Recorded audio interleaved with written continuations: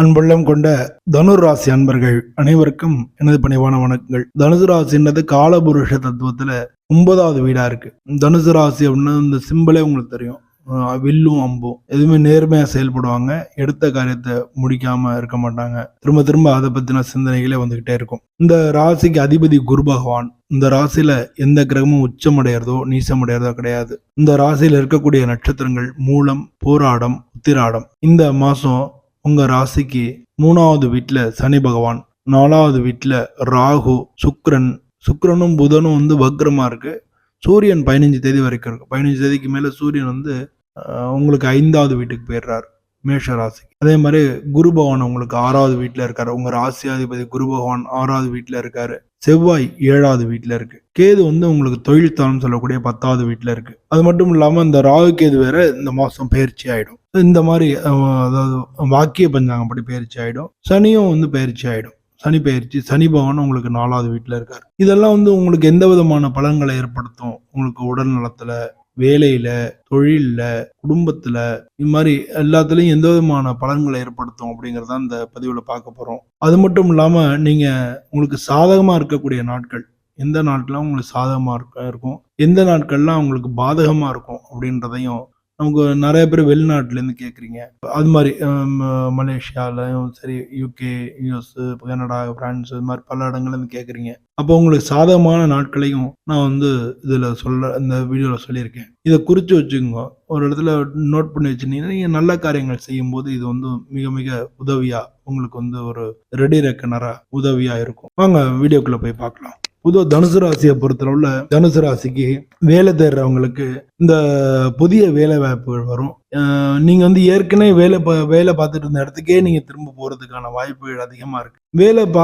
ஏற்கனவே வேலை பார்த்துட்டு இருக்கிறவங்களுக்கு மேலதிகாரிகளுடைய ஆதரவும் கிடைக்கும், புதிய பொறுப்புகளும் கிடைக்கும். நீங்க பிசினஸ் பண்றீங்கன்னா புதிய ஒப்பந்தங்கள், இன்னும் புதுசா அக்ரிமெண்ட் போட்டு அதெல்லாம் கைக்கு கிடைக்கும். பண பரிவர்த்தனையில மட்டும் கொஞ்சம் ஜாக்கிரதையா இருக்கணும். ஏன்னா 6ல உங்க ராசியாதிபதி இருக்கிறதுனால பண மோசடி இது மாதிரி எல்லாம் அதெல்லாம் மாட்டிக்கிறதுக்கான வாய்ப்புகள் நிறைய இருக்கு. அதனால முதலீடு பண்ணும்போது 1க்கு 2-3 தடவை யோசிச்சு முதலீடு பண்ணணும். அதுவும் முக்கியமான காரியமா இருக்கு. பண வரவை பொறுத்தளவுல உங்களுக்கு புதிய வருவாய் வாய்ப்புகள் உருவாகும். சொத்து, முதலீடு இதெல்லாம் பண்றதுக்கு சாதகமான நேரமா இருக்கு. நீங்க எதனா சொத்து வாங்கறதுக்கான நேரம்லாம் சாதகமா இருக்கு. ஆனா குடும்பத்துல செலவுகள் அதிகமா இருக்கும், மருத்துவ செலவுகளும் இருக்கும். அதனால நீங்க முதலீடு பண்ணும்போது மட்டும் கொஞ்சம் திட்டமிட்டு பண்ணுங்க. ஏன்னா இதெல்லாம் தேவையில்லாம மாட்டிக்கிறதுக்கான வாய்ப்புகள் இருக்கு. குடும்பத்தை பொறுத்தளவுல கணவன் மனைவிக்குள்ள சின்ன சின்ன கருத்து வேறுபாடுகள் வரலாம். அன்பு, அது மாதிரி ஒருத்தர் புரிஞ்சுக்கிறது அப்படிலாம் இருந்தோம்னா பிரச்சனை குறைஞ்சிரும். நீங்க இளையவங்களா இருந்தீங்கன்னா காதல் பண்ணிட்டதுனால சின்ன சின்ன குழப்பங்கள் வரும். அதுலயும் அதே மாதிரி அன்பு, ஒருத்தர்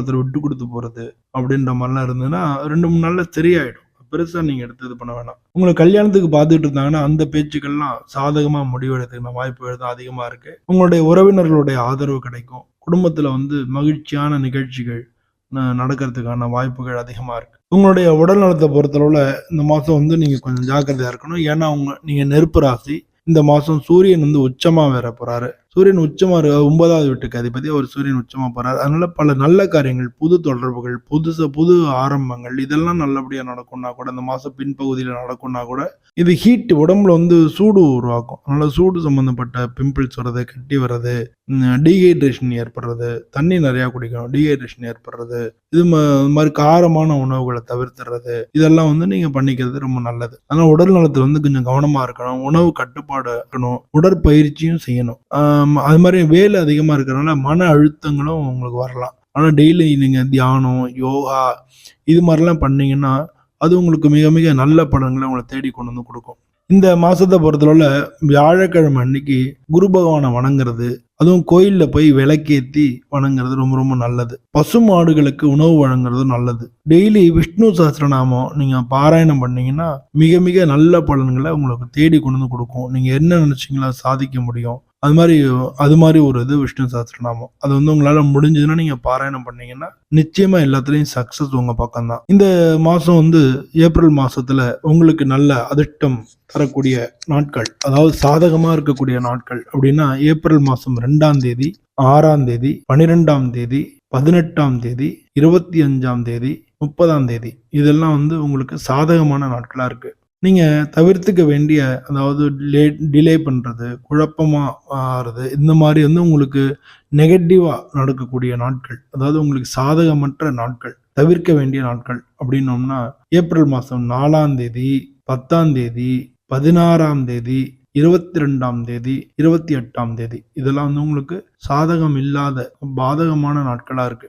இத நீங்க குறிச்சு வச்சுட்டு இதுபடி பண்ணீங்கன்னா ரொம்ப ரொம்ப நல்லது.